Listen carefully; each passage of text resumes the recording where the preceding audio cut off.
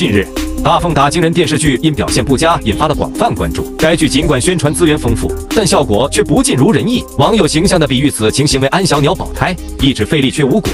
王鹤棣的表现在剧中被指为短板，引发了不少争议。这一梗迅速走红，网友纷纷模仿《甄嬛传》台词或调侃王鹤棣，让话题热度飙升。许多人分享自己的欢笑，称赞这一梗的创意。然而，也有网友对剧集表示不满，认为过多的硬搞笑和负面新闻影响了观感，并批评王鹤棣演技不佳。不过，也有部分网友持观望态度，认为剧集才开播不久，后续发展仍有待观察，不应过早下结论。总体来看，虽然大奉打更人目前表现未及预期，但网友们的热议和创意梗也为该剧带来了不少关注度。对此，你怎么看呢？